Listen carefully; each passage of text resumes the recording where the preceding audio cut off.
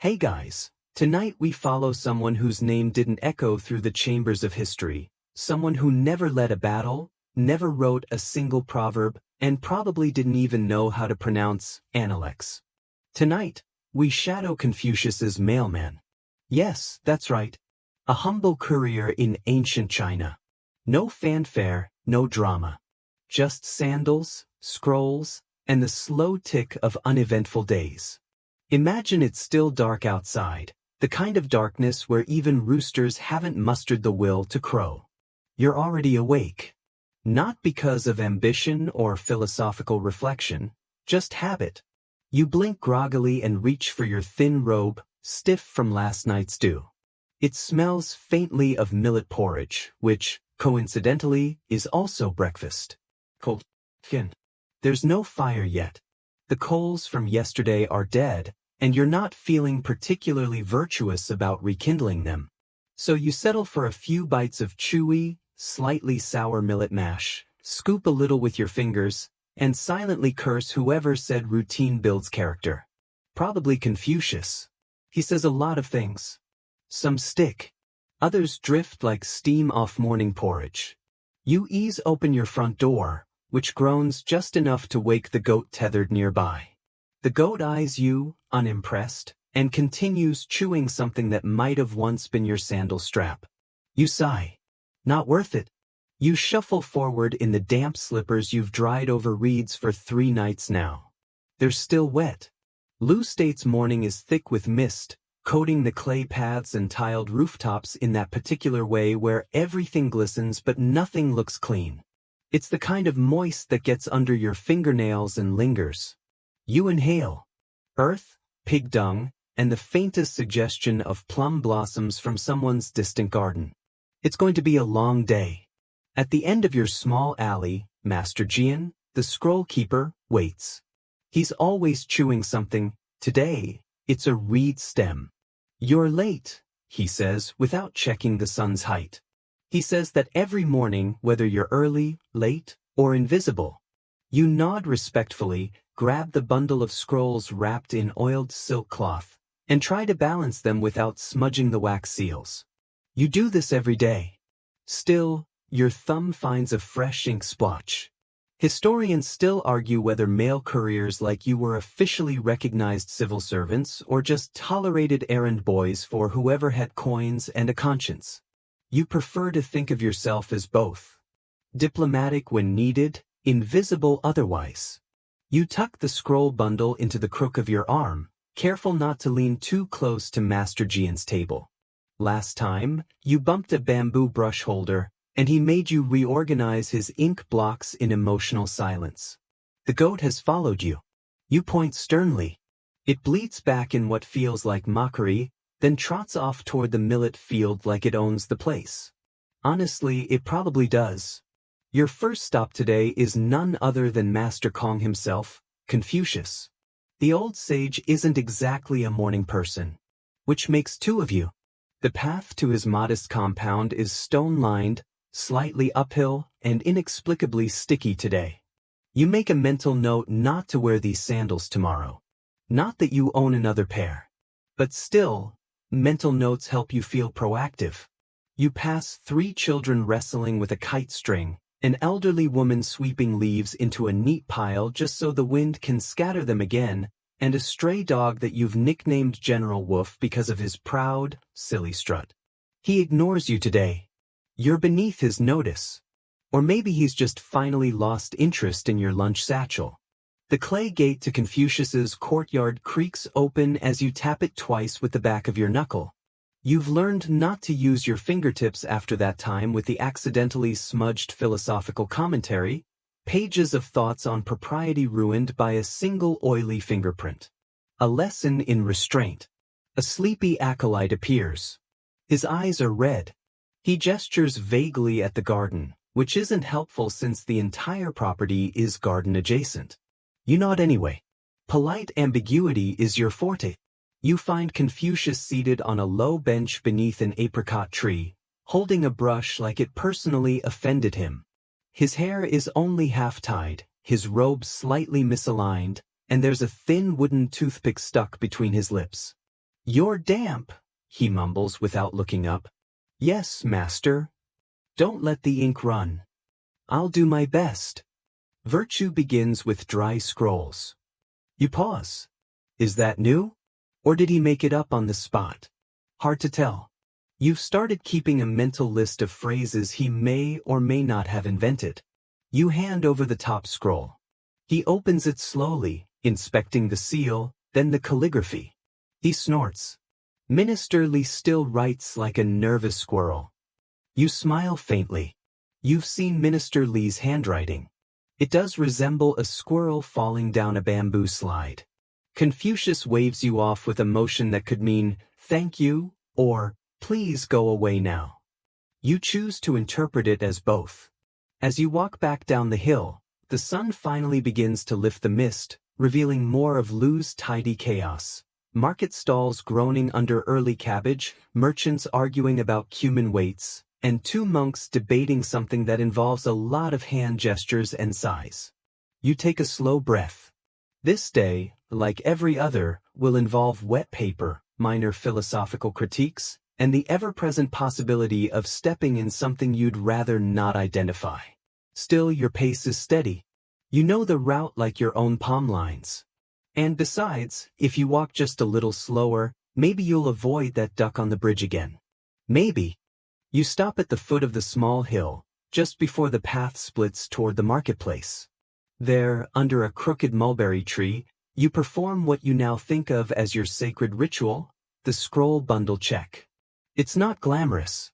You untie the faded blue cord that keeps the oiled cloth bundle together, gently peel back the top layer like it's some prize dumpling wrap, and inspect your collection of day-old thoughts, petitions, and unsolicited philosophical inquiries. There are 12 today, 3 thicker ones, probably complaints, and 1 sealed with crimson wax, which always means it's going to someone self-important. You shift the scrolls into 2 neat stacks, tucking them snugly inside your bamboo case. The smaller case, of course. You once tried using the larger one. You remember the day well, mostly because the straps snapped halfway through, sending Confucius's thoughts on the rites of mourning into a pigsty. As you rewrap the bundle, you notice something, a small smear of soy paste on one scroll's edge. Probably from when your neighbor's kid ran by holding a sticky rice ball.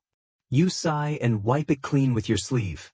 You're not sure which is worse, the stain or the fact your sleeve is now a little tastier to the flies. This daily check doesn't just help preserve the integrity of state correspondence. It gives you a moment, a breath, a reminder that your job is to carry other people's voices, but your own silence is just as heavy. A poet once said that scrolls have weight even when the words are light. You think he was drunk. The path forward cuts through the eastern quarter, where goats often outnumber people and every house smells vaguely of steamed turnips. You know the residents well. Mrs. Fay, the widow who used to braid her late husband's letters into her hair. Chen the carpenter, who insists on correcting your posture every time you pass his door. Shoulders back, lad.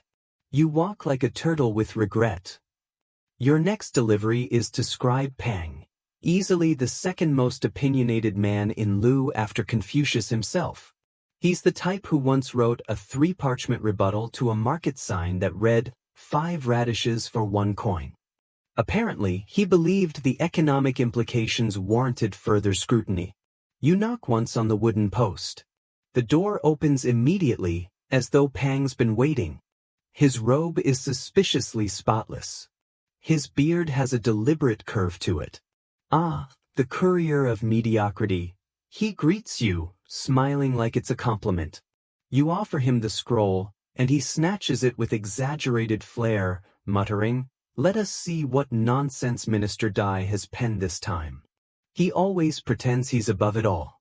You've caught him reciting these letters out loud, complete with dramatic pauses, to a semicircle of mildly interested chickens.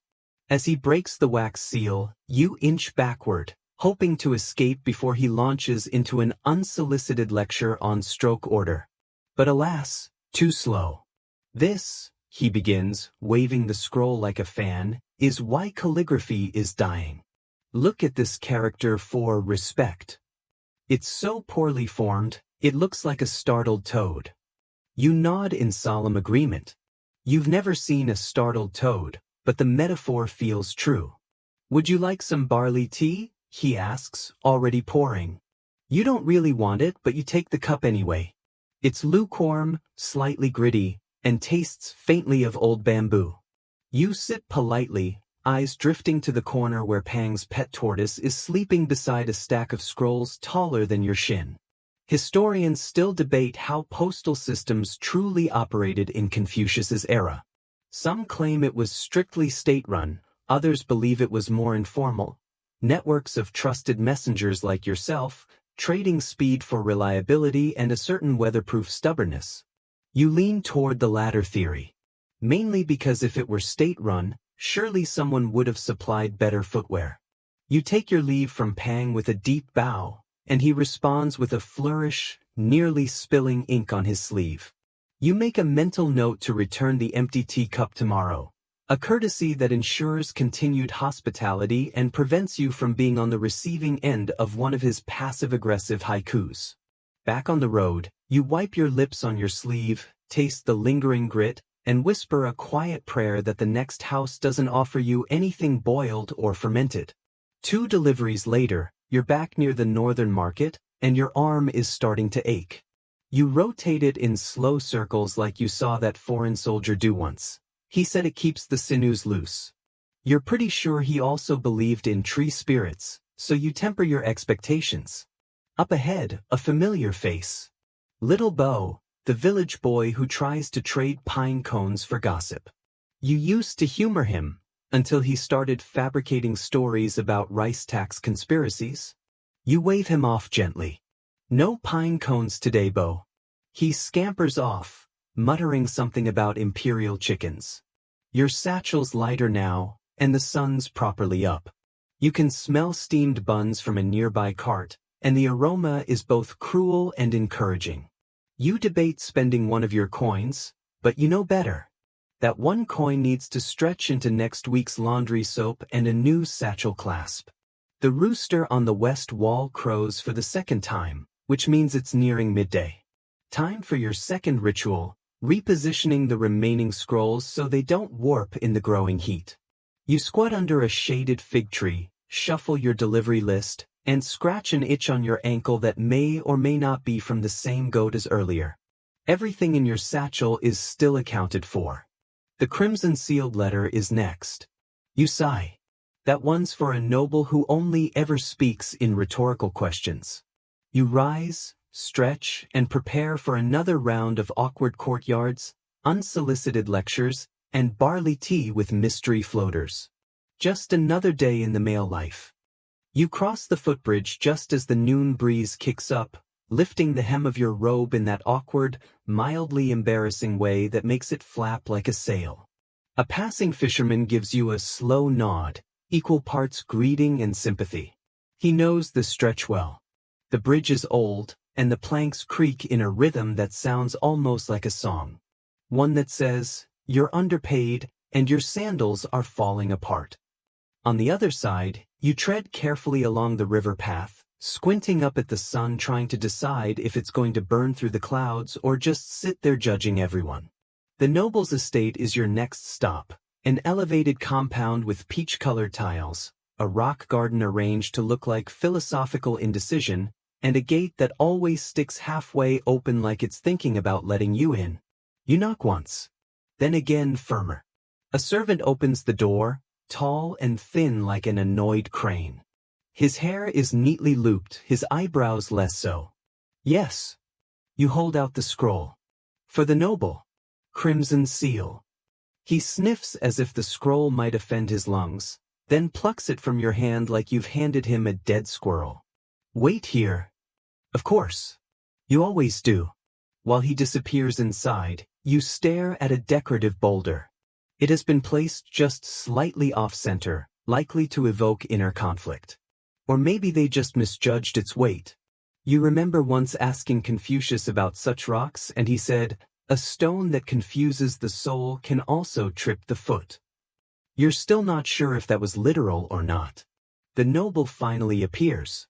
He's wearing a layered robe the color of egg yolk left in the sun too long. His eyebrows are like wings, his gaze intense in that "I once wrote a poem about wind and wept" kind of way. "You bring word," he intones, as if that were somehow surprising. You nod. "From Minister Chen. Crimson seal." He takes it gently, turning it over in his hands. "What is the message?" he asks, despite the seal being very much unbroken. "I deliver." "I do not read," you reply, the same way you always do. It's your one rule, your flimsy shield against people who want gossip but don't want to admit they want gossip. He chuckles. "Yes. And so the fish carries water, but drinks not." He says this like it's profound. You just nod, like you've never heard that before, though you have, 3 times from 3 different nobles. As he turns away, his robe flutters dramatically. You wonder if he practices that in private. Probably. Historians still argue whether nobility in this era genuinely respected couriers or simply tolerated them like useful shadows. Some accounts suggest messengers were considered sacred bearers of state will. Others hint they were merely better-dressed errand boys. You don't mind either interpretation. As long as no one makes you sit through another unsolicited poem about river stones, you're fine being whatever version history settles on. You head back down the slope, feet careful on the loose gravel. Your next stop is a smaller home nestled near the papermaker's shop. It belongs to Xiao, the unmarried daughter of a silkworm keeper. She receives letters weekly, always addressed in the same careful hand. You've never asked who sends them. But every time she reads one, she smiles for precisely 8 seconds, sighs for 3, and places it in a carved cedar box she keeps beneath her window. Today, she's in the garden when you arrive, humming to the beans. She looks up, tucks a strand of hair behind her ear, and greets you with a soft, "Did it come?" You hand over the scroll. Her hands linger a moment too long. You pretend not to notice. She never opens the scroll in front of you. Never offers tea. Just gives you a smile that feels both heavy and light, and returns to her plants. You respect that. Not every story is yours to read. You keep moving because the day doesn't pause for sentiment, even if you want it to. The sun's fully overhead now, its heat settling in the back of your neck like a lazy cat. You take a shortcut through the alley behind the tofu vendor's stall, one you regret immediately. The air here is thick with brine and curd, and there's a sharp squelch beneath your left foot. You don't look. You've learned that some mysteries are better unsolved. Emerging into the northern lane, you adjust your satchel. It's noticeably lighter. Only 3 scrolls remain. You run your fingers over the tops, as if reading the weight of words through your skin. One is for the monastery, always a quiet visit. One for the herbalist, who tends more to spirits than spleens. And one for Confucius himself. You save that one for last. The monastery smells of pine ash and warm stone. Monks in brown robes sweep the walkway with such gentle rhythm it feels like a lullaby for the ground. The abbot, a man whose name you've forgotten but whose laughter you know well, greets you with a nod that could mean anything from "welcome" to "you forgot last week's delivery." He accepts the scroll without a word, turns, and vanishes into the quiet hall. You linger a moment, breathing in the stillness.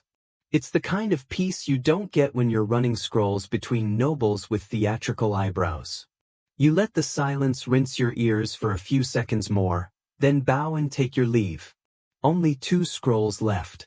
You feel oddly sentimental. Maybe it's the heat.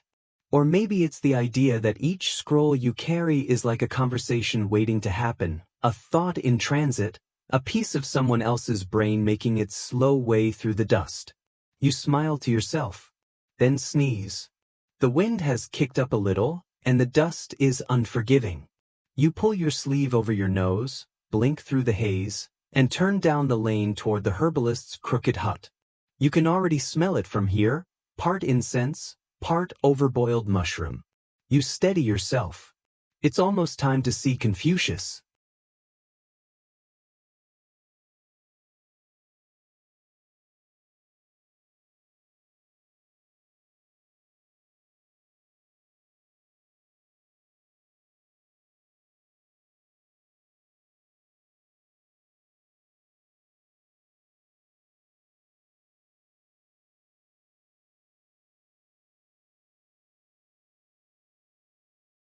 You stand in front of the herbalist's door, which is crooked, slightly ajar, and smells vaguely like a rainy boot left in a basket of dried roots.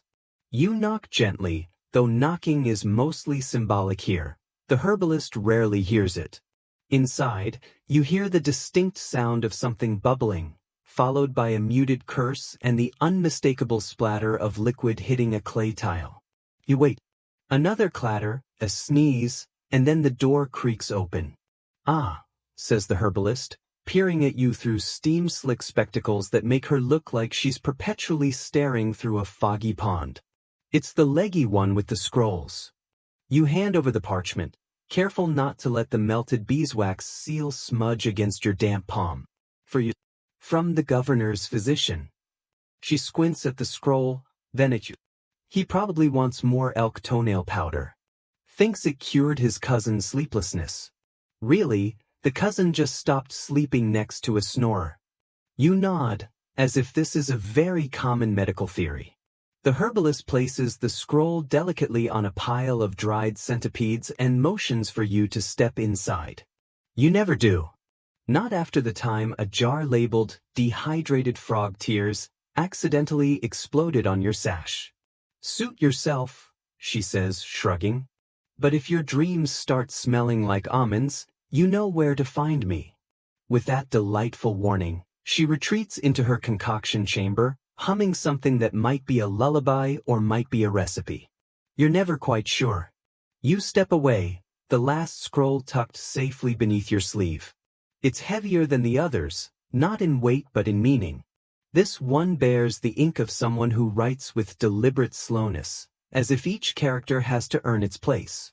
The seal is a soft ochre, Confucius's preferred hue, apparently representing measured thought and, somewhat more practically, his dislike for bright red wax, which he once described as visually aggressive. You make your way toward his home, nestled on the edge of town, slightly apart from the rest as though trying to avoid too many dinner invitations. It's a humble structure, lined with plum trees and a fence built from uneven wood slats that lean in like gossiping neighbors. The gate swings open with a polite squeak. Inside the garden, Confucius is where he usually is, kneeling beside a pot of chrysanthemums, his hair slightly windblown, his sleeves smudged with dirt and philosophy. "You've arrived," he says without turning. "About one scroll as requested." He extends his hand behind him without looking, and you place the scroll in it like passing a delicate bowl to someone who might be composing a treatise on bowls at that very moment. He sighs, not from exertion, but from the weight of all thoughts competing for his afternoon.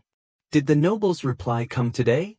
he asks, referring, as always, to the man with the egg yolk robes and profound metaphors.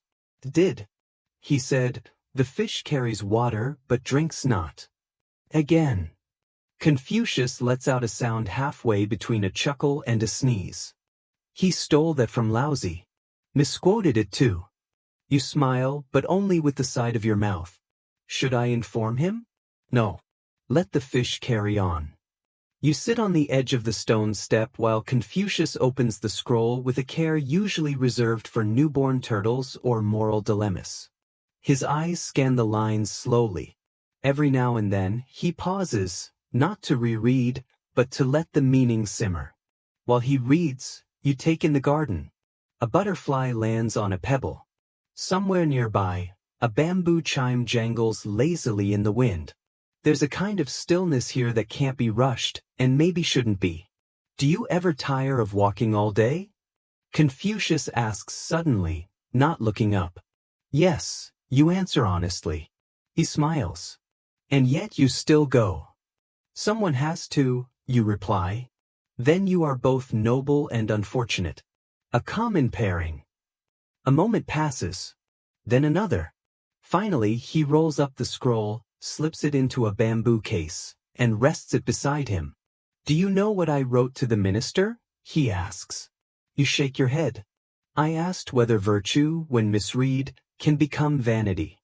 He responded by sending me a list of approved granary counts for this year's harvest. You suppress a laugh. "That sounds about right." Confucius nods, reaching into a nearby bowl to pluck out what appears to be a wrinkled plum. Historians may one day argue whether philosophy ever truly guided statecraft, or merely dressed it in kinder words. You're starting early on future debates, you say, standing slowly and stretching your knees. Someone must, he replies, biting into the plum with a wince. Before you turn to leave, he adds, come back tomorrow. I may have a reply. You bow again, then make your way down the winding path from his home, the wind now gentler, the road empty ahead of you. You don't mind. There's something about carrying words across the dust of this ancient world that gives your steps their own quiet rhythm. And besides, you're due at the scribe's hut to report your deliveries, a thrilling endnote to an otherwise poetic day. You pick up the pace just slightly. The sooner you log the scrolls, the sooner you can sit under your favorite tree and watch the shadows stretch themselves long across the fields. Tomorrow will bring more scrolls, more nobles, more eyebrows. But for now you walk home, light, quiet, and oddly content. The morning sun is only a suggestion on the edge of the horizon as you shuffle toward the scribe's hut, clutching a warm millet bun in one hand and yesterday's delivery slate in the other. The streets are still yawning, the roosters haven't fully committed to their job yet, and there's a certain peace that comes from being the first soul awake in a town that loves to sleep in. At the hut, you find the scribe already at his desk, as always. He doesn't sleep, or so it seems. His eyes are slightly red, but his posture is immaculate, his brush poised midair like a hawk frozen just before the dive. You sometimes wonder if he exists only when you're around, like a figment with ink stains. Morning, you say, biting the corner of your bun. He doesn't look up. Late. I'm early. He finally glances up, blinking like it hurts. Compared to what? The end of the dynasty? You place the slate in front of him. 7 scrolls yesterday. 1 from the northern district. 1 heavy for the master. He mutters something about accounting for seal weight, then scratches a precise character on a bamboo sheet so thin it could double as rice paper. You suspect he enjoys the scratching part more than anything else. As he tallies, you look over the logbook. It's mostly uneventful, a string of names and destinations with the occasional note like recipient not home or dog present, hostile. 1 entry catches your eye, marked from weeks ago. You still haven't removed the minister's scroll to the governor, you note. He snorts. No reply received. Maybe the governor misplaced it. Or maybe the minister hoped silence would do the speaking. You raise your eyebrows. Philosophical for someone who once described calligraphy as paper sweat. He shrugs. Even paper sweats under politics. Once the logging is done, you leave the hut with a new list of destinations, another small pouch of preserved ginger slices as your morning bonus, and 1 special assignment: collect the tax report scroll from the tax inspector himself. A thrilling prospect. You trudge across the marketplace as stalls begin to creak open. The tofu vendor is unstacking his wares with all the urgency of a mossy rock. A sleepy goose waddles between your feet, glaring like it pays rent. You dodge a cabbage cart and continue on. The tax inspector's house is modest but precise, like someone had ironed it. The walls are freshly whitewashed, the stones in the path arranged in descending order of size. You knock. No answer. You knock again, this time softer, as if perhaps the door is shy. Eventually, it creaks open just enough for a nose to peek through. Who goes there? You clear your throat. Messenger. For your monthly scroll. The door opens fully, revealing the tax inspector in his ceremonial robe, despite it being far too early and far too hot. He looks like someone who alphabetizes his rice grains. The scroll, he says, ducking inside. You hear the sound of shuffling followed by a small crash and a mumbled, "Not that one, that's the dried bean tally." Eventually, he returns, holding a tightly bound scroll as though it might detonate if shaken too hard. "You will deliver this directly to the chancellor's aide," he says, his finger wagging with undue drama. You nod solemnly, trying not to picture the scroll full of poorly drawn chickens and a misspelled province name like last time. With the scroll secured, you head south, passing a cluster of children playing a game involving rocks, yelling, and occasionally pretending to faint. They wave. You wave back. One of them throws a pebble at your shoe and yells, "Messenger's curse." You chuckle. It's a made-up game, and the rules change hourly. As you cross a small wooden bridge, you remember a rumor that one of the planks, the third from the end, has a knot shaped exactly like the character for Quiet Suffering. You glance down. It's true. Though now that you see it, it also looks a little like a rabbit in a hat. Historians still argue whether such folk symbols were deliberate artistry or the result of too much fermented bean paste. You arrive at the Chancellor's compound, an intimidating structure with guards who all seem to have studied under the school of eternal frowns. One of them nods just barely, a gesture you've come to recognize as the "you may proceed" of bureaucratic circles. Inside, the aide awaits at his desk, which is covered in sand-filled hourglasses of various sizes. He's watching one tick by, slowly, like it owes him money. "You have the tax scroll?" he asks, not looking up. You place it before him. He doesn't even blink. "Heavy this month." You nod. "Might be the bean section." "I hate the bean section." With that thrilling exchange concluded, you take your leave and begin your walk back through the sun-drenched alleys, your scroll pouch momentarily empty, which is rare and satisfying, like an empty inbox or a basket free of mysterious smells. You stop by the tea stall, where the vendor always insists on using exactly 7 dried chrysanthemum petals per cup. He believes it brings balance to the soul, though he also once claimed his dog was the reincarnation of a Tang Dynasty general. You sit and sip. The warmth seeps through your fingers, the breeze plays lightly with your hair, and for a few minutes, everything feels almost indulgently still.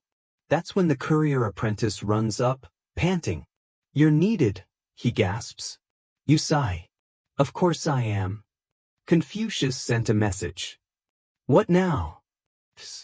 "The plum has fallen. The basket awaits." You stare. The apprentice shrugs. No idea what it means.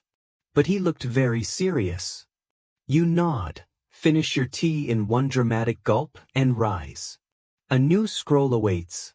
Possibly about plums. By the time you reach Confucius's home again, the sun has found its full strength and seems determined to press its entire glowing palm against the back of your neck. You pass by a woman sweeping her front step with a twig broom twice her size, who gives you a look that says, "You again," though you've never met her before.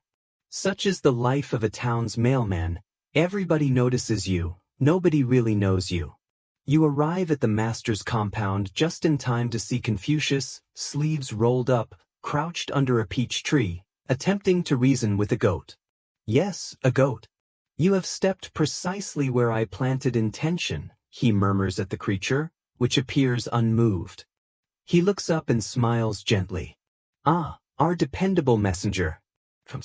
The goat is my morning audience." You settle on the nearest flat stone, glancing at the goat, who stares back with the unnerving confidence of someone who knows they'll eat your sandal if you blink. "The plum has fallen," you say. "The basket awaits?" Confucius nods solemnly. "A message of great delicacy must now be sent, but gently. Very gently." You raise an eyebrow. "To whom?" "The basket," he replies. You wait. He waits. The goat sneezes. Eventually, you clear your throat. "And the basket is?" He waves vaguely to the east. "A scholar in the border town of Luoyang. An old friend. We have disagreed on the significance of ritual kneeling. He believes 2 knees are required. I say 1 suffices, provided the spirit bows with both." You blink. He continues, "The debate has ripened. I feel it is time to offer a peace scroll. One that apologizes without apologizing. You understand?" I deliver angry letters to uncles who won't return walks. I understand. He smiles. Then you are perfect for this task. He hands you a scroll. The seal is unusually ornate, two carp intertwined in bronze ink. This message, he says, should be delivered with no conversation, no waiting. Simply hand it off, and leave. No detours. No snacks. Not even dumplings. You gasp in mock offense. Not even dumplings?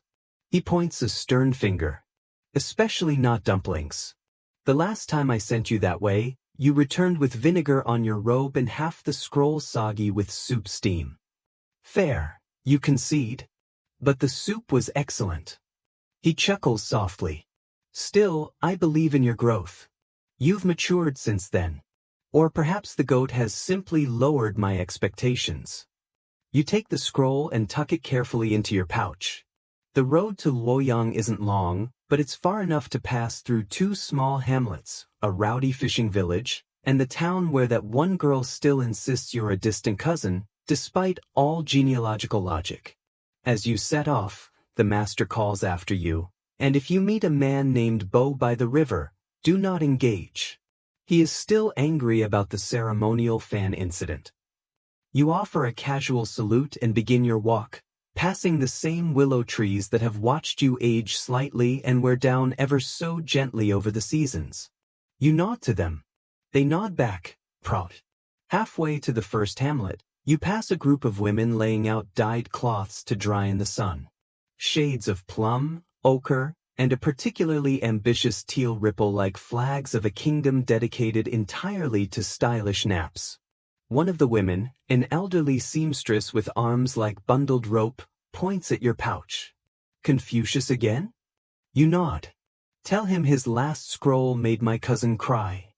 You blink. Was it meant for her? No. You offer a confused shrug. He does that. She laughs and returns to stretching fabric, muttering something about philosophers being worse than poets because at least poets admit they're making things up. At the village edge, you stop by the river to refill your flask. You try not to glance across to where Bo the fan nemesis is known to fish. But fate, ever eager for drama, ensures that Bo is indeed there, reclining under a tree, looking smug and holding a very large, intricately folded fan. He sees you. Of course he does. Messenger, he calls, waving the fan. You consider pretending to be a different messenger. Or a duck. Bo, you say cautiously. Still delivering riddles wrapped in silk? Today's actually on parchment. He eyes your pouch. Heavy with meaning, no doubt. Or just thick paper. He grins. No time for fans today? You grip your flask tighter. No detours. He squints at you. Dumplings. Especially no dumplings. He snorts. A shame. My wife just steamed a batch. You pause. You do. You're only human. But then you remember Confucius's very serious goat stare and continue on. Past the fishing village, where someone is holding a flute contest and the winner is clearly not in tune, you finally reach the outer gates of Luoyang. The town smells like ink, horses, and roasted peanuts. A familiar combo. You make your way through the winding alleys until you reach the scholar's home, a modest structure with an impressive doormat shaped like the character for balance, possibly ironic, considering the scroll you carry. You knock. A young apprentice opens the door. Delivery, you say. He nods and extends a hand. You pause dramatically, then withdraw the scroll, bow low, and place it into his hands like a sacred dumpling. No words. Just a solemn nod. He looks confused. You turn and walk away, cloak fluttering just slightly for effect. As you head back through the town, you realize you've made the delivery with 0 interruptions, 0 snacks, and no goat-related tangents. Maybe you are maturing. You reward yourself with a quiet detour along the hillside, where plum trees grow wild. One particularly ripe one drops its fruit with a soft plop near your foot. You smile. The plum has fallen. And the basket awaited. The return journey is gentler, both in slope and in spirit. You've done your duty. The scroll has been delivered. The recipient has not thrown it back at you, nor launched into a philosophical debate about knees or incense. In the world of Confucius's mailman, this counts as a flawless mission. You take the long way home. Not just because the river path smells less like horse and more like flowering citrus, but because the stone bridge on this route offers one of the better places to sit and pretend you're pondering deep truths, when in reality, you're just letting your feet dangle and wondering what's for supper. The clouds drift lazily overhead, forming what could be a rabbit.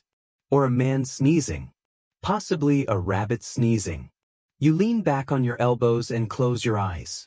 Of course, you only get 3 minutes of semi-nap before a cartwheel rolls into your side. Oops, says a boy whose smile is too big for his face. Practicing for the summer games. There are no summer games, you mutter, handing back the wheel. There will be, he declares, then bolts off like a prophecy on legs. You rise, dust off your sleeves, and continue toward the town outskirts. It's market day in Xiufu, and the streets hum with the quiet chaos of commerce. The air is a complex stew of sesame oil, steamed buns, goat hair, and ambition. You pass the bamboo cage seller, who once tried to trap you into a cage yourself, purely for demonstration purposes, he claimed. Next, a vendor selling medicinal plum wine insists you try a sip for mood alignment. You politely decline. My mood is misaligned by profession, you say. He nods as if this is a deeply reasonable diagnosis. Eventually, you spot the towering form of Kong Li, Confucius's eldest son, leaning against a post and munching on something that looks suspiciously like a dumpling. He raises an eyebrow as you approach. No vinegar? He teases. No dumplings, you reply. Strict orders. You're slipping, he says, popping the rest of the dumpling into his mouth. Anyway, father wants you in the courtyard. Something about celestial timing and laundry. You blink. Are the stars now folding his robes? Kong Li shrugs. He's been consulting that astrologer again. The one with the missing tooth and 6 turtles. Of course. You make your way back to the compound, where Confucius is pacing slowly, holding a laundry basket like it contains state secrets. He stops when he sees you, face lit with revelation. You've returned. Without dumplings. Impressive. He gestures for you to follow him. You do, though your instincts are already tingling with the warning that today's task will be somehow weirder than usual. He stops beneath the drying lines, now full of long robes in various stages of sun-drying and wind-whipping. Do you hear it? He whispers. You pause. Hear what? He closes his eyes, face turned skyward. The flapping. You listen. The robes do flap. Quietly. Gently. Almost rhythmically. It is the sound of balance, he says. The cosmos, breathing. You nod slowly. Shall I fold the cosmos then? Not yet, he says. First, I need you to write down their rhythms. You blink. Excuse me. He hands you a wax tablet and stylus. Observe each robe. When the breeze moves it, note the direction, timing, and the shape it forms. You glance at the robes. That one just looks like it's doing Tai Chi. Exactly. You sit and begin your notation. 15 minutes later, you have diagrams of 3 flaps, 1 twirl, and a particularly dramatic whip crack that you've titled Angry Moon Swan. Whether or not the scroll will become a scholarly thesis or end up lining a parrot cage is anyone's guess. Confucius watches silently, nodding now and then. At some point he mutters, historians still argue whether wind is merely breath or divine whisper. You glance up. I thought they argued about knees. Oh, they do. Endlessly. After an hour of robe watching, surely a phrase never before uttered in human history, Confucius claps his hands. Enough. You stretch your fingers. What's next? He sighs. Now we fold them. but according to the movement they exhibited. You blink. You want me to origami the robes? He nods. The angry moon swan fold must be preserved. And so, you spend the next stretch of your afternoon interpreting cosmic wind patterns into garment origami. Somewhere around the fluttering frog fold, a robe collapses on your head, and you wonder if perhaps this is what enlightenment feels like, mildly suffocating and vaguely lavender-scented. As the sun dips lower, you and the master admire your work. Robes folded in accordance with divine breezes now sit in tidy stacks, each labeled with baffling names and careful notes. I'm sure this will confuse some future historian greatly, you mutter.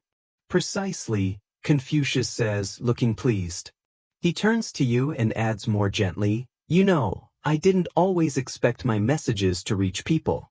But you've made that possible. Even the ridiculous ones. You pretend not to be flattered. Don't go soft on me, master. I still remember the week I had to deliver those scrolls using only my left foot. A lesson in balance. It was a lesson in hopping. He chuckles, and you share a rare moment of comfortable silence, the kind that feels earned, like the aftertaste of a long joke or the last cup of plum tea. Then a goat bleats.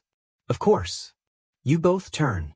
It's not the goat, but it is a goat, and it's chewing on the fluttering frog robe. Confucius sighs. Balance is fleeting. You nod. Especially when hungry goats are involved. You chase the goat off, refold the robe, and know that tomorrow will probably involve a message to the tailor about goat-proofing garments.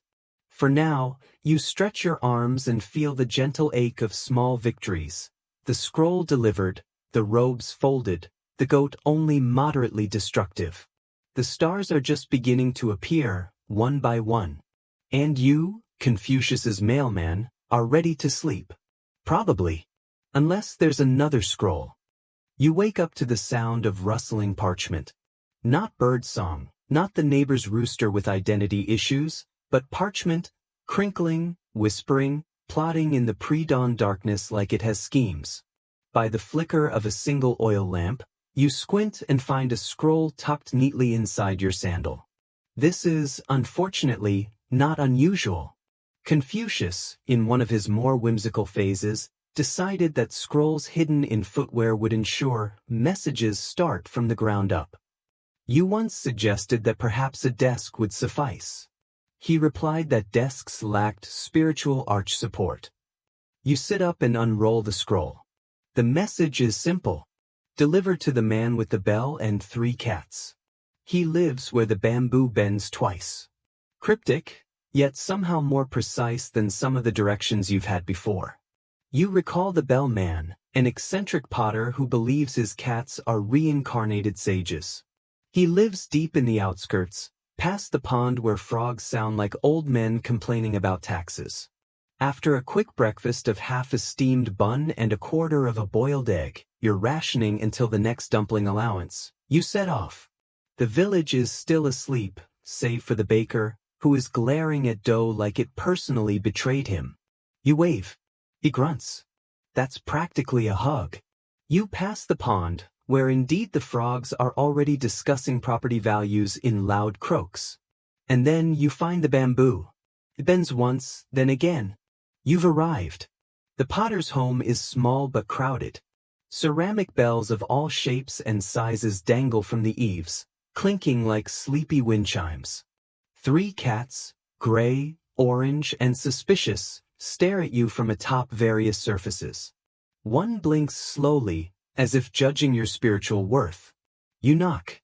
The door opens half an inch. Do you have it? Asks a voice. You nod, holding out the scroll.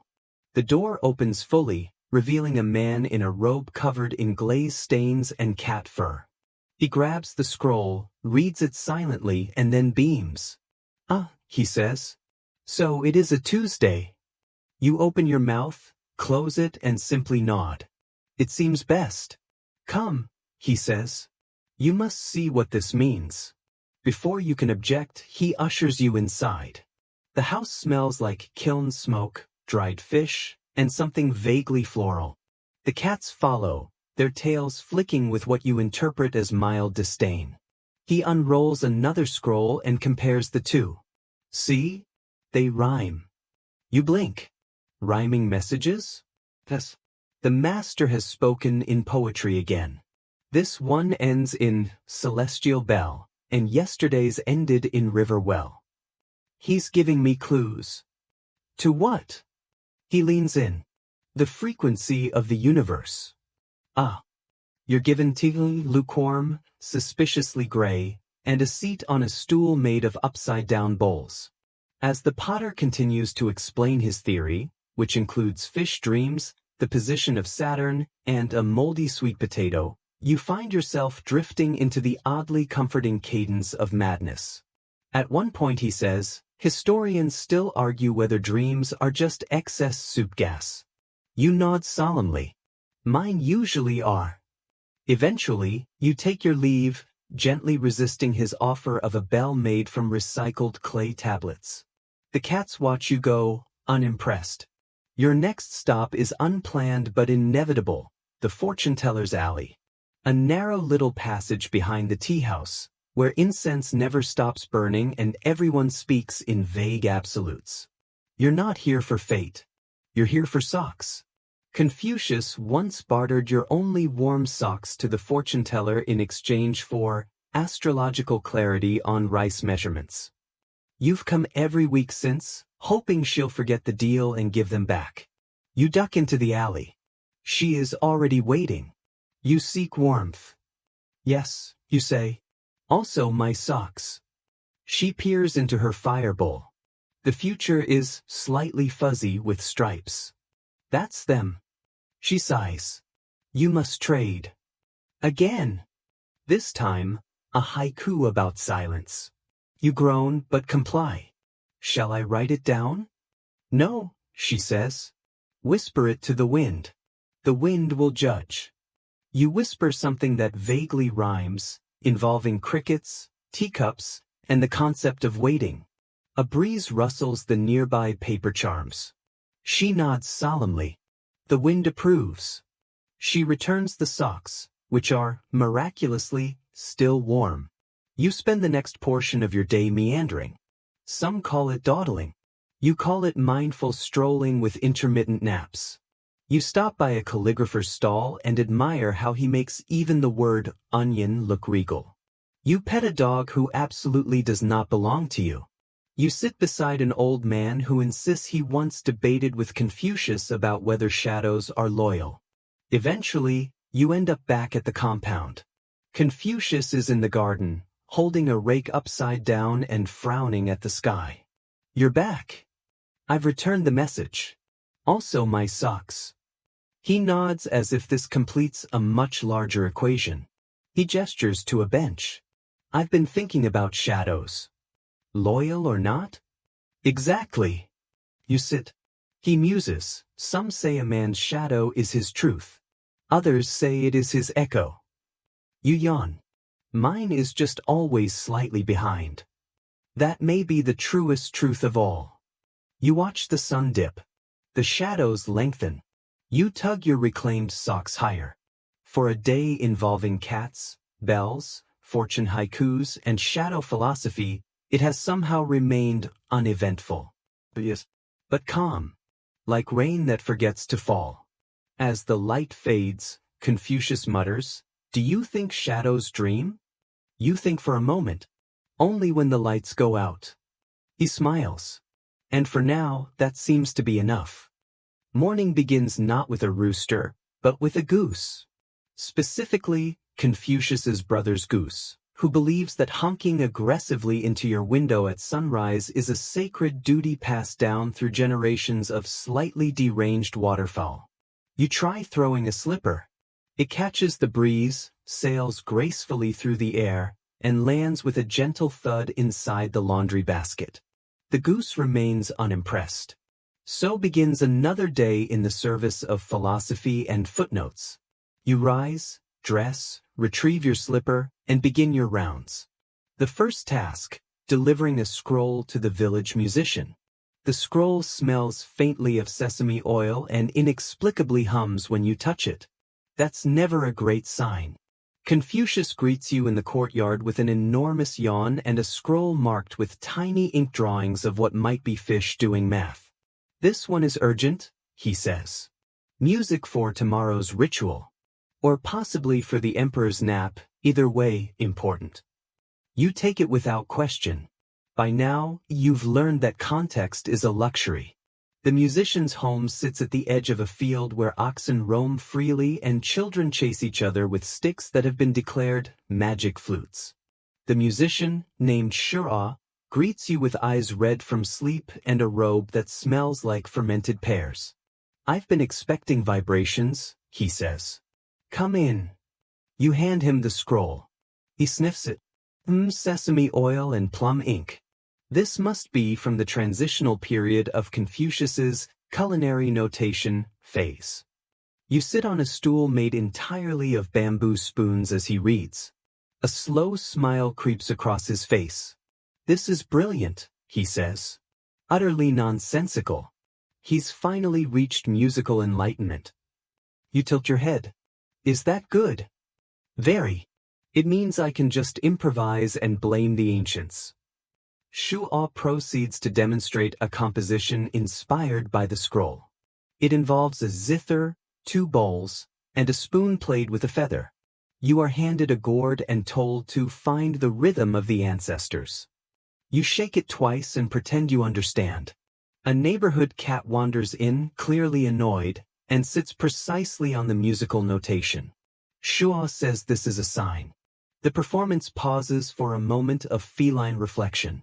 Historians still argue whether early Confucian rituals included improvised animal accompaniment or if this was just a case of over-friendly wildlife.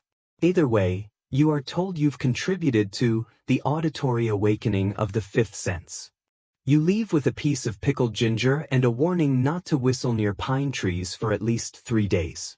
Apparently, it invites ghosts. Next on your list is the ink merchant. You head into the market square, where stalls burst with colors and aromas that could either enchant or mildly poison you. The ink merchant, Madame Sien, runs a tight operation. Her shop smells of dried lotus and ambition. She eyes you as you approach. Back for the usual? Yes, you say. Confucius wants the wise but not smug black. She raises an eyebrow. Not enigmatic but practical? He says it clashed with his thoughts. She snorts. He always was picky with his philosophy hues. She hands you a vial of ink so dark it seems to swallow light. Tell him not to dip too fast. It hasn't settled yet. As you tuck the ink safely away, she adds, oh, and tell him his last poem smudged halfway through. People think he's pro-cabbage now. You promise to clarify. Your next scroll goes to the village painter. Unlike the musician or the philosopher, the painter lives in total silence, communicating only through brush strokes and the occasional dramatic sigh. You find her meditating by a pond, surrounded by birds who appear deeply invested in her process. She reads the scroll, then calmly paints a single brush stroke across a blank sheet. Is that the message? She nods solemnly. You wait. Another stroke. Another pause. Eventually, a scene emerges. A goose, a man in sandals, a scroll, a bamboo spoon. You blink. Is that me? She gives a slight nod and paints a final flourish. A tiny ink blot shaped like a question mark. She hands it to you without a word. You tuck it carefully into your satchel and begin the walk back, unsure whether you've just delivered wisdom, been part of a philosophical prank, or unknowingly become a symbol in a minimalist masterpiece. The village is buzzing as you return. Word has spread that Confucius will be holding an open forum tonight. This means tea, snacks, and endless debate about whether socks are symbols of spiritual constraint. As the sun lowers, you help prepare. Lanterns are lit, cushions are arranged, and a small platform is set for the master. Someone brews a vat of chrysanthemum tea so strong it could probably reanimate a tired ox. Confucius appears in flowing robes, his beard neatly combed, his eyes twinkling with the kind of joy usually reserved for untying philosophical knots. Tonight, he announces, we will discuss, does the moon reflect the soul, or merely rice wine left out too long? You sip your tea, already knowing this will go on for hours. A farmer proposes that the moon is, in fact, a forgotten dumpling. A scholar insists it's the mirror of truth. A child suggests it's probably a giant eyeball watching everyone and hoping we don't mess up. You offer, maybe it's just trying to nap and wishes we'd all hush. Confucius smiles. Finally, someone who understands lunar boundaries. The discussion ebbs and flows. At one point, someone plays a flute. At another, the goose honks in what feels like agreement. And as the stars appear one by one, you lean back, warm tea in hand, content in the knowledge that even on a day filled with nonsense, mystery ink, and spiritual gourds, you've somehow made it from dawn to dusk without once breaking into a run or shouting in public. A true success in ancient bureaucracy. The goose is not finished with you. At precisely 1 hour before dawn, it resumes its sacred duty, honking with the persistence of a celestial alarm clock no one asked for. You try reasoning with it, but it stares with the blank, unblinking intensity of a creature that fears nothing, not even Confucius's wrath. You start your day slightly sleep-deprived and entirely resigned. Your first delivery is to the village healer, who has requested a scroll from Confucius titled, Illness and the Balance of Wind. You're not sure if this refers to weather patterns, digestive distress, or something vaguely spiritual, but you cradle the scroll with the reverence it deserves. The healer, Master Wu, lives beside a grove of medicinal herbs so pungent that simply approaching feels like inhaling philosophy through your nostrils. He's in the middle of drying mushrooms that may or may not have hallucinogenic properties. He greets you with a wide, toothy smile. Excellent timing, he says. My leech escaped, and I needed a distraction. You decide not to ask. He reads the scroll aloud. If the wind enters through your feet, it will surely exit through your thoughts. He nods sagely. Yes, this explains everything. The fish oil treatments were too foot-oriented. You wait patiently as he scribbles notes into a book made entirely of stitched lotus leaves. He pauses. Historians still argue whether Confucius believed in the metaphysical properties of spleens, but I do. He offers you a small pouch of dried root. For clarity, or possibly constipation, let fate decide. You accept the gift with a grateful bow and no further questions. Next, you're off to deliver a small, carefully folded letter to the village calligrapher. She lives near the edge of town, where bamboo groves whisper secrets and the wind always seems to carry the faint scent of ink. Her name is Lady Jin, and her hands are stained with 1,000 hues of black. She accepts the letter with a graceful nod, then unfurls it like it's a delicate flower. After reading, she lets out a long, melodic sigh. He's changed his stance on punctuation again, she says. Again, you ask. He now believes pauses should be guided by the rhythm of your breathing, not arbitrary symbols. So, back to the Kamales Enlightenment period. You nod slowly. Didn't we just finish periods as emotional anchors? She nods, exhausted. My scrolls now read like breathless love letters from confused ducks. You spend a moment helping her rearrange scrolls with labels like, possibly profound, definitely confused, and sounds smart, means nothing. A passing scholar pokes his head in and suggests that punctuation might be a Western distraction. He's politely asked to leave. Before departing, Lady Jin shares a rare secret. Confucius once tried to develop a new punctuation mark called the thought hiccup. It looked like a small spiral and was meant to represent a momentary loss of meaning. It never caught on. Back on your route, you're intercepted by a trio of scholars huddled beneath a tree arguing about whether umbrellas are a metaphor for social hierarchy. One notices your satchel and waves you over. Tell us, the tallest one says, does Confucius prefer to be shaded by bamboo or silk? You pause. Honestly, I think he prefers not to be rained on. They all nod thoughtfully, one scribbling in a notebook labeled, Important Observations About Great Men. You escape before they ask about his shoe size. Your path next leads to the temple where an elderly monk named Brother, he practices the art of silent reflection, which he breaks only for the arrival of philosophical mail. You approach reverently and offer the scroll wrapped in simple cloth.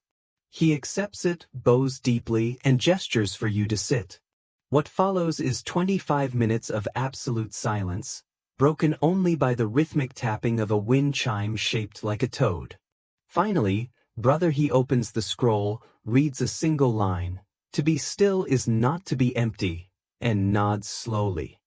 He returns the scroll to its cloth wrap and whispers, "This will go on the wall." You ask, "Is it profound?" "Unclear," he says. "But it fits the frame I already have." You take your leave. As midday approaches, your route grows stranger. One stop involves a man named Ping who claims to be a timekeeper, though no one is sure what that means. His job appears to involve staring at the sun and occasionally shouting, "Now." You hand him a scroll marked Chronos and Rice Farming. He reads it upside down for a moment, then nods. Excellent. Confucius understands that the passage of time depends entirely on the placement of ducks. You do not question this. He gives you a tiny hourglass filled with sesame seeds as a thank you. You place it in your satchel, where it will no doubt be joined by even stranger items before the week is out. The afternoon is mercifully quiet. You sit beneath a tree to nibble on a rice cake and reflect on the surreal rhythm of your days. The scrolls, the debates, the musical gourds, the unsolicited medicinal advice, it all blends into something gently absurd and oddly soothing. A child approaches and asks if you're the thought postman. You say yes. They hand you a crayon drawing of Confucius flying on a kite shaped like a turtle. You promise to deliver it. Back at Confucius's courtyard, he is meditating while balancing a plum on his forehead. "Ah," he says without opening his eyes, "I feel a delivery in your hands." You hand him the turtle drawing. He studies it gravely. "Yes," he whispers. "This child understands me." You report the rest of your deliveries. He nods occasionally, strokes his beard, and then mutters something about needing more scrolls on soup-based ethics. As you retreat to your quarters, the sun dips low and the first stars begin to blink awake. The air smells of plum blossoms and slightly burnt philosophy. The goose, mercifully, is asleep. And for one peaceful moment, so are you. By now, your legs know the path as well as your thoughts do.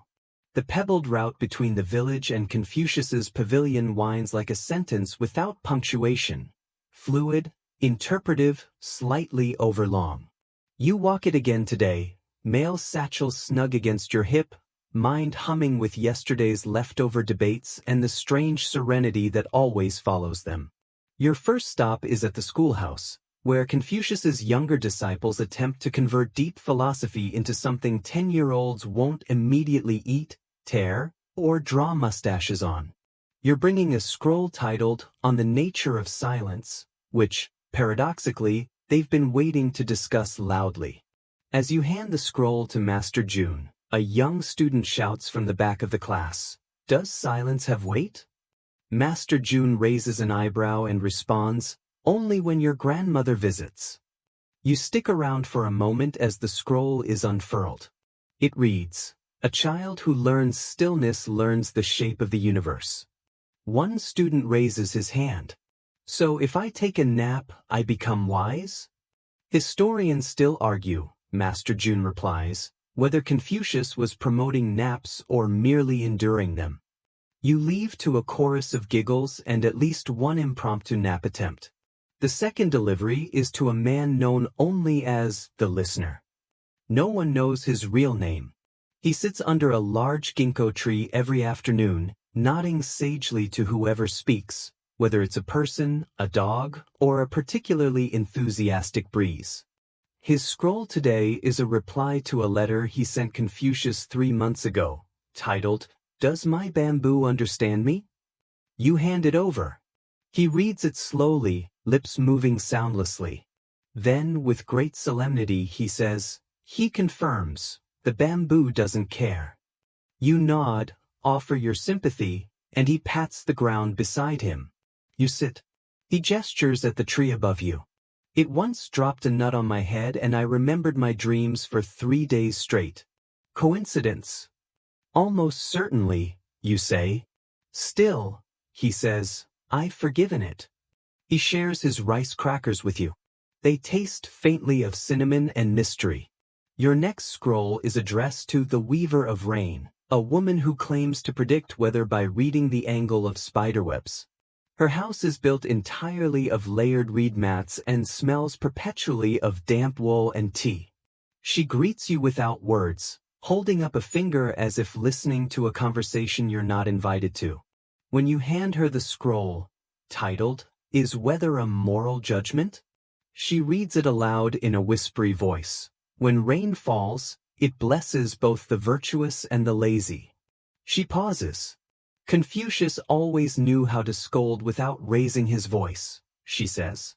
You watch as she folds the scroll into a paper fan and uses it to chase a suspicious-looking beetle off her windowsill. "The beetles are plotting," she mutters. "Plotting what?" "History." You choose not to pursue the topic. Further along the road, your path leads to the goat herder. This isn't a philosophical euphemism.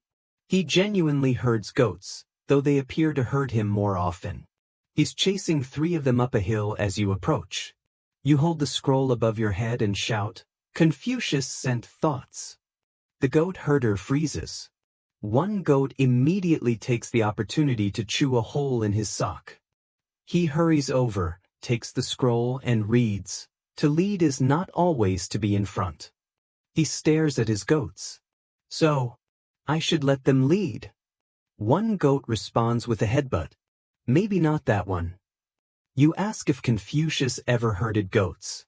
Historians still argue, he says, whether Confucius ever interacted with livestock or merely respected them from a distance.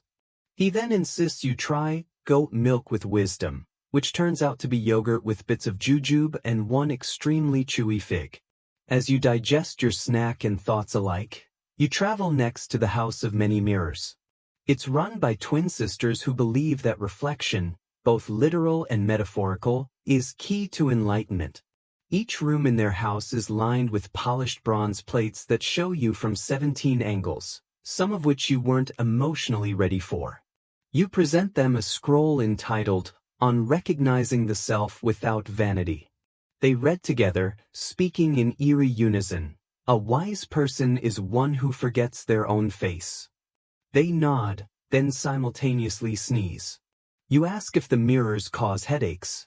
"No," they reply, "the mirrors reveal them." You're not quite sure what that means, but they hand you a mirror shard as a token of gratitude. "To see your inner eyebrows," they explain. Later, while passing by the riverbank, you find a fisherman who claims he's trying to catch thoughts. He gestures to the water. You can see them shimmer just before a yawn. You smile. He looks disappointed. "Most people don't believe me." "I do," you say, "but only on Wednesdays." "Good," he says. "Today is Thursday." He reads his scroll, "Patience, the rivers whisper," and says, "That's a good one. Very moist." You nod, completely unsure how to respond. By now, your satchel is lighter and your steps a bit slower. The air smells of sweetgrass and something vaguely philosophical, like burnt scroll edges. As you climb the hill back toward the village, you pass Confucius's cousin Lin, who is engaged in her favorite hobby, shouting obscure idioms at geese. Today, she's chanting, "A sleepy gourd is still a gourd." The goose honks in return. You wave. She waves back with a ladle. Evening arrives like a closing eyelid, slow, inevitable, comforting. You pause near a willow tree and watch the leaves sway. The wind feels gentler today, like it's full of thoughts not quite ready to form sentences. You consider writing your own scroll. Something about the absurd perfection of a day where everyone is slightly out of sync, yet somehow whole. Instead, you do what Confucius would likely advise. You sit. You breathe. You exist, goose honks and all. You wake up the next morning on your own porch, the scent of tea leaves drifting from your neighbor's window and the faint rustle of a distant broom sweeping somewhere out of sight. Apparently, at some point after that moment under the willow tree, you wandered home and collapsed with all the grace of a scroll dropped from a ladder. The mail satchel hangs from a peg on the wall. Empty, but noble.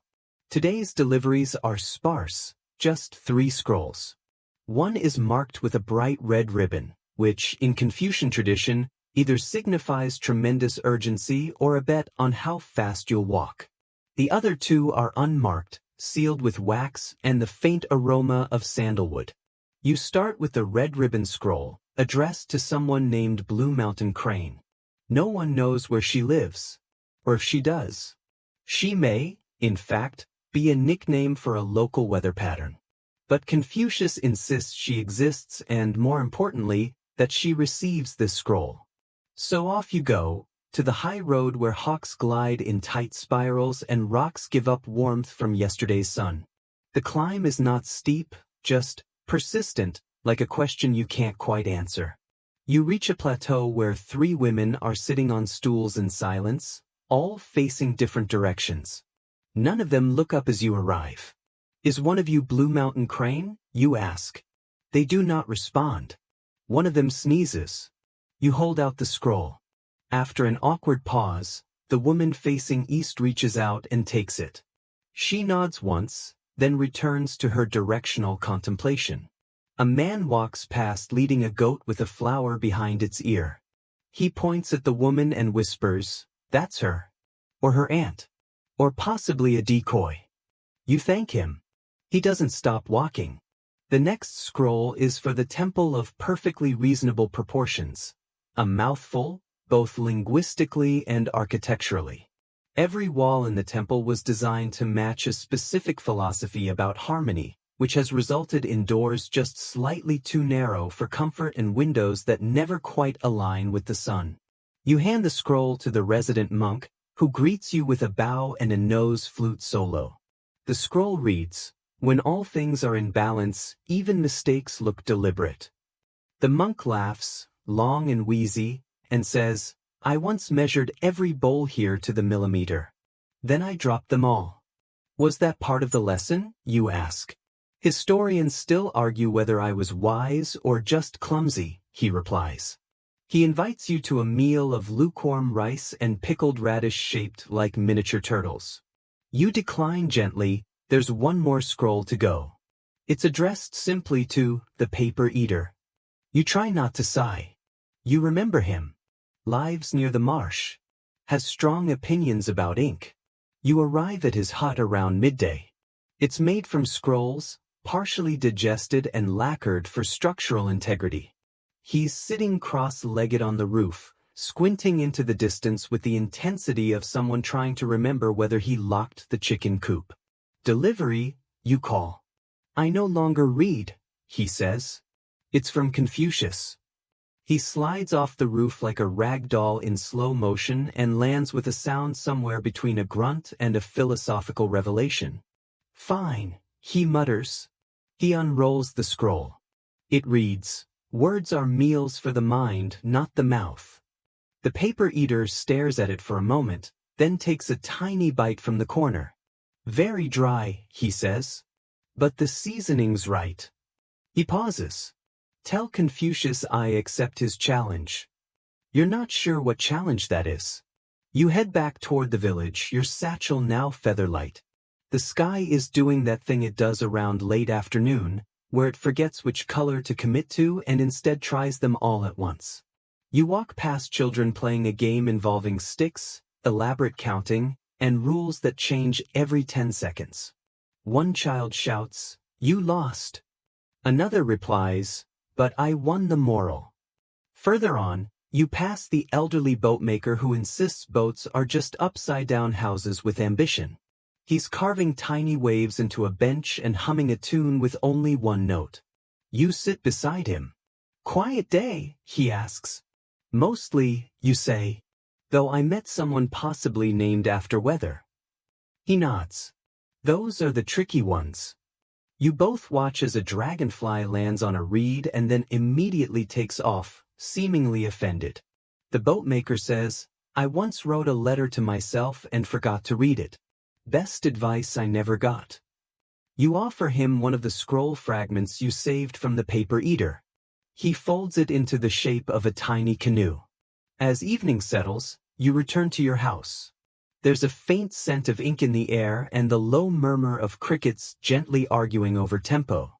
You light your lantern, and its glow stretches across the wooden floor like spilled thought. You remove your sandals and sit down cross-legged, the way Confucius does when he's about to say something so deeply obvious it takes 3 days to understand. Outside, someone is playing a flute. Or trying to. It may be a goose. You decide not to investigate. You unroll a blank scroll. You begin to write, not for delivery, not for philosophy, but just to see what words might do when no one is looking. It starts with, "Today, I met a mountain. She didn't blink." You wake to the sound of a broom brushing dust in slow, thoughtful strokes just outside your window. It's the neighbor again, old Mrs. Shin, who sweeps not for cleanliness, but because, in her words, the ground needs conversation. You stretch. Your spine makes a series of polite popping sounds, like a string of firecrackers deciding not to go off. The scroll satchel hangs by the door, looking a little too smug for something stitched out of goat leather and perpetual fatigue. No scrolls yet. You check the sky, still a dull peach, not quite morning, not quite memory. Then, as if on cue, a young boy arrives, breathless. He says he's the nephew of the tofu seller. He hands you a scroll bound in dried lavender and says, "This one smells like old questions." You nod. Of course it does. The scroll's address is vague at best. To the caretaker of the hill that almost counts. You sigh, tie your sandals, and begin walking toward the outskirts of the village, where the hills are too small to be honored and too large to be ignored. This one, hill not quite, is barely a bump, but the villagers treat it like a sacred shrug. You find the caretaker, an old man lying on his back in the grass, humming to ants. He doesn't sit up when you arrive. "You the caretaker?" you ask. "I'm the observer," he replies. "The hill takes care of itself. I'm just here in case it forgets." You hand him the scroll. He reads it silently, then places it under a rock. You raise an eyebrow. "It's a letter of encouragement," he explains. "From Confucius. For the hill. It's been insecure lately." You glance at the hill. It doesn't look particularly emotional, but who are you to judge the psychological life of a landform? "Do you get many of those?" you ask. "Oh yes," he says. 2 years ago, it got a birthday card. Last month, someone proposed marriage to it." "What did the hill say?" "It rolled slightly to the left." That was interpreted as a no. You sit beside him for a while. The grass smells like forgotten tea. The ants rearrange a breadcrumb into the shape of a fish, then change their minds and turn it into the character for maybe. As the sun climbs higher, the hill doesn't do anything dramatic, which, in its own way, is rather inspiring. There's a dignity to its mildness, a sort of stoic refusal to be either mountain or plain. Historians still argue whether it's technically even a hill. But the villagers don't care. They come here to picnic, to nap, to shout poetry into the wind and hope it echoes gently back. Before you leave, the caretaker gives you a tiny bell.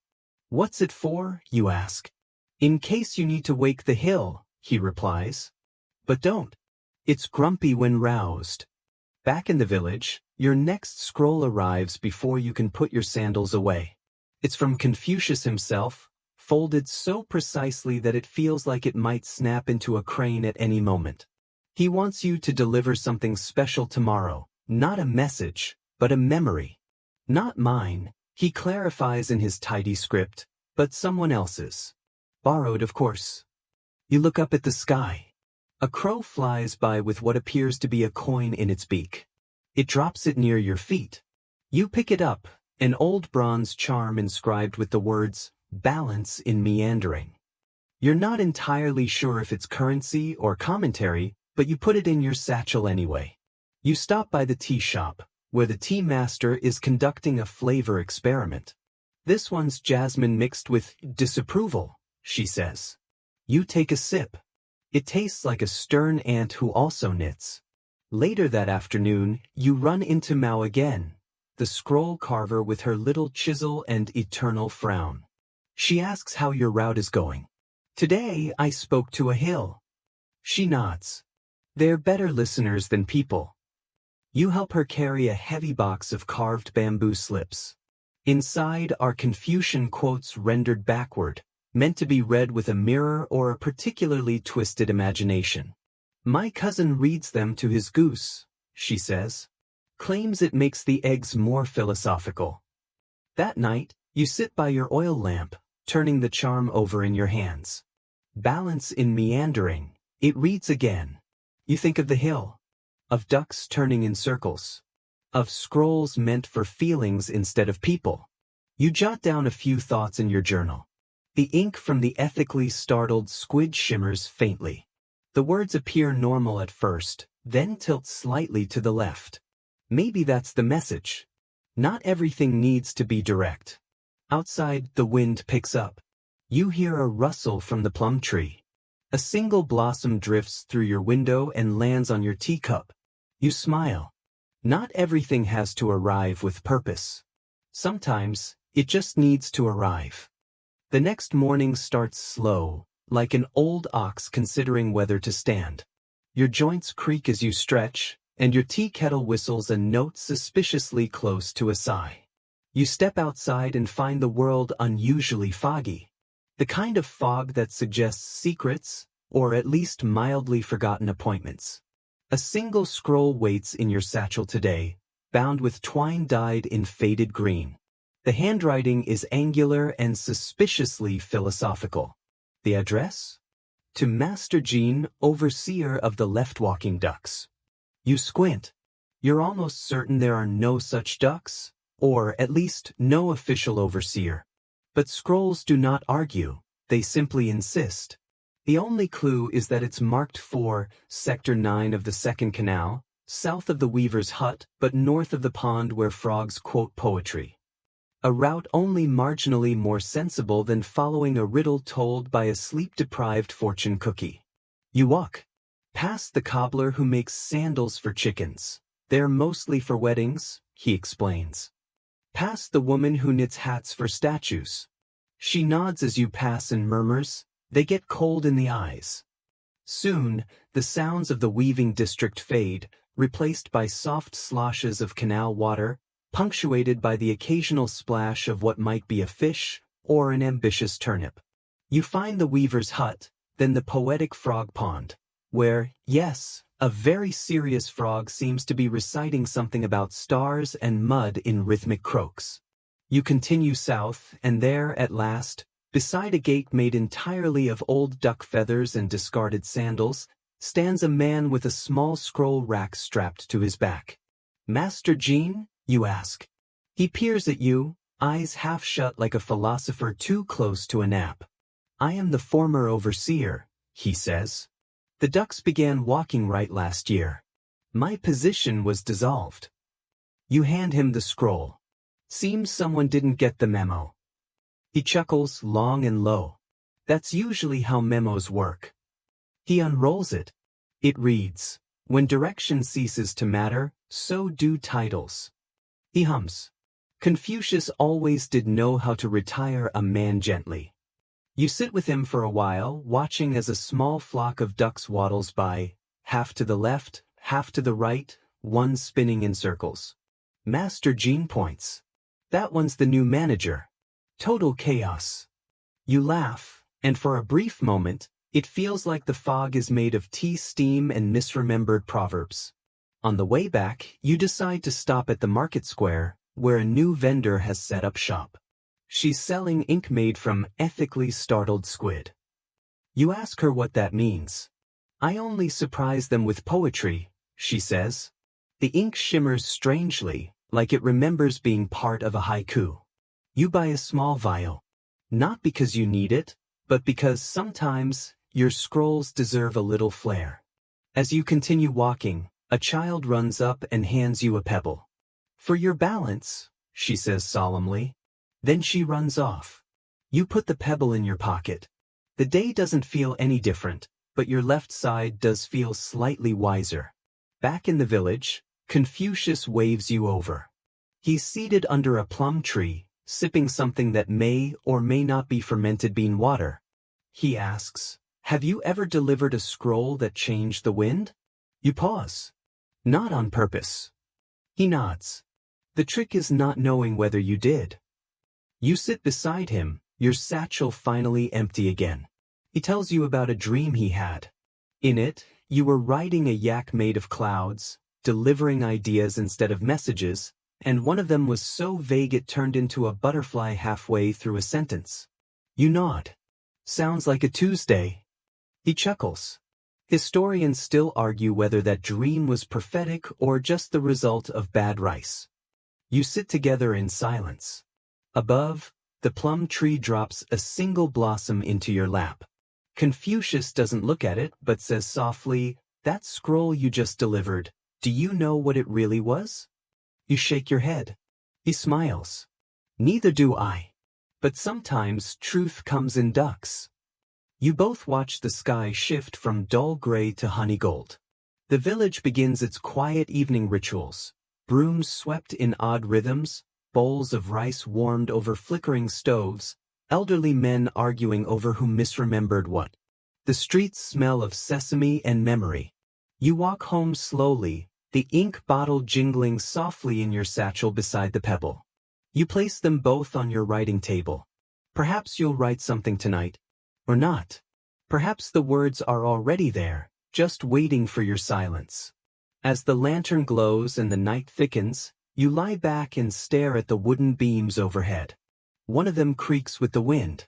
"Left," you murmur. The beam does not respond, but you feel slightly more aligned anyway. Outside, the ducks argue again. The sun peeks in through your shutters, painting thin golden lines across the floor like a calligrapher's warm-up sketches. You're already awake, not from urgency, but from the kind of gentle awareness that comes with doing the same thing every morning for years without ever quite deciding if it was intentional. You stretch, yawn, and open the letter Confucius sent the day before. Inside is a curious thing, not a message, but a memory. Specifically, a vivid written account of the first time a 7-year-old Confucius got lost inside a goose pen while trying to explain the concept of filial piety to the birds. According to his own words, they were attentive, but fundamentally unpersuaded. Your task is to deliver this memory, not to a person, but to a mirror. Well, not just any mirror. A particular one, in the possession of a monk who lives in the old watchtower by the eastern cliffs. The monk believes that memories can be whispered into reflective surfaces to be preserved, reversed, and eventually returned to the cosmos like borrowed books. You don't argue. You just pack your satchel and go. The road to the watchtower is a quiet one. The trees lean slightly west, as if nudging travelers back the way they came. A squirrel scolds you from an overhead branch, clearly unimpressed by your sense of direction. Eventually, you reach the watchtower. It's taller than you remember, but buildings have a way of growing when no one's looking. The monk answers the door wearing one sandal and a robe held shut by a wooden spoon. He squints at you. "Did you bring the misremembered truth?" "I brought a memory from Confucius." "Close enough," he says and waves you in. Inside, the tower smells of beeswax, rainwater, and indecision. Shelves are lined with reflective objects, mirrors, polished bowls, pieces of old armor. Some hold images, Others flicker like forgotten thoughts trying to reassemble themselves. You hand the monk the scroll. He reads it aloud, then stands in front of a mirror and whispers each line to his reflection. When he's done, the mirror shudders slightly and shows a hazy image of a young boy herding geese with far too much moral seriousness. Why preserve this, you ask? The monk shrugs. Even sages start somewhere. Sometimes it's nice to remember they too were ridiculous. On the way back, you stop at a stream and splash your face. The water's cold, and your reflection looks a little more thoughtful than usual. Maybe it's learned something. That evening, Confucius invites you to tea. You expect more talk of virtue and duty, but instead he asks, "Do you think the ducks like you?" "Excuse me?" "The ducks. By the North Pond. You bring them leftover rice. Do they like you, or just the rice?" "I'm not sure they make that distinction." He smiles. "Exactly. Neither do people." You sip your tea, which tastes of osmanthus and mild regret. "What was in that memory you asked me to deliver?" He chuckles. "Embarrassment. Humility. A reminder that not all wisdom wears shoes." You look around the room. It's filled with scrolls, maps, inkstones, and a surprisingly large number of socks. You wonder if even Confucius loses his left one from time to time. Outside, the sky purples into dusk. You feel a tug of tiredness, earned, not imposed. Tomorrow there might be more scrolls, more errands, more hills that feel insecure or ducks with questions. Maybe even a letter addressed to a well that replies only in riddles. Historians still argue whether people like you mattered, whether mailmen, or scroll-bearers, or dream messengers, shaped anything at all. But here, now, as you light your oil lamp and write down the day's oddities, that question doesn't bother you. You mattered to the monk. You mattered to the hill. You mattered to the ducks. Probably. And that's enough. You settle into bed. The pillow smells faintly of plum blossoms. A scroll leans gently against the wall, already whispering ideas for tomorrow. The fan hums in the corner. The air slows down. And the world, for all its noise and nonsense, begins to hush. Word count, 1047. Wind down, 300 words. The oil lamp flickers lower now, casting longer, slower shadows across the walls of your small, familiar room. The scrolls have stopped rustling. The ducks are quiet. Even the neighbor's broom, that never-ending chorus of swish and mutter, has gone to rest. Outside your window, the plum tree holds its breath. The breeze is soft, barely more than a suggestion, as if the night itself is tiptoeing around your thoughts, trying not to wake them. You lie there, still, the day fading from your limbs like ink dissolving in water. No grand events. No battles or banquets. Just the rhythm of your feet on a winding road, the occasional glance from a goose, the slow blooming of a hill's mood, and the odd, unhurried wisdom of a man who once tried to teach ethics to birds. It's easy to forget that these quiet roles, these small lives lived gently, are their own kind of legacy. You didn't rewrite history. You simply delivered it, carried it, listened to it, and sometimes smiled at its peculiarities. That is no small thing. So rest now, dear wanderer of scrolls and soft thoughts. Let the rhythm of routine cradle you. Let the memory of lavender-scented paper and uphill conversations carry you deeper into stillness. Your sandals are by the door. Your satchel is empty, for now. And the world, in all its ancient turning, has paused, just for a moment, to let you sleep.